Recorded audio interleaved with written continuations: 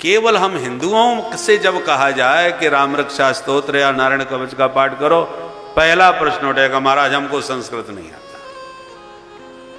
भाई तुम संस्कृत में बात न करो, संस्कृत के और धर्म ग्रंथ जितने हैं, परंतु जो मुख्य है, जो स्तोत्र हैं मुख्य, जो तुम्हारे जीवन दायिनी शक्ति को देने वाले हैं, जो तुम्हारी सारे प्रकार के संकटों से रक्षा करने वाले हैं, कम से कम उनका पाठ तो हमें ठीक से संस्कृत में आना ही चाहिए। आज भारत की ओर सारा विश्व देख रहा है, विदेशी लोग अपने सुख भोग सामग्रियों का परित्याग करके यहाँ संस्कृत पढ़ने आ रहे हैं।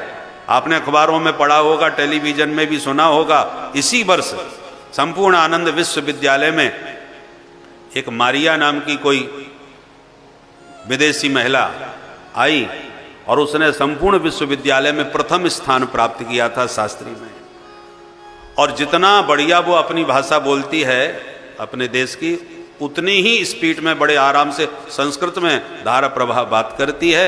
और उसने संकल्प लिया कि मैं अब संपूर्ण जीवन संस्कृत का ही प्रचार करूंगी, और वो संस्कृत पढ़ाना चालू कर दिया। संस्कृत पढ़ाती है तो अपनी भाषा, अपना देश, सब कुछ छोड़ करके वो संस्कृत के रंग में रंगी हुई है इतनी दूर से आकर, और हम संस्कृत से भाग रहे हैं उस विदेशी भाषा की तरफ।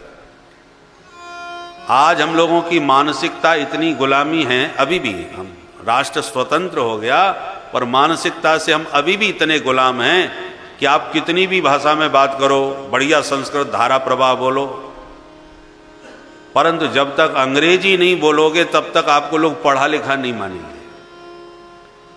और किसी को कुछ भी ना आता हो, अनपढ़ हो, अशिक्षित हो, परंतु यदि अंग्रेजी में बात करने लगे जाए तो कह रहे ये तो बड़ा पढ़ा लिखा है भाई।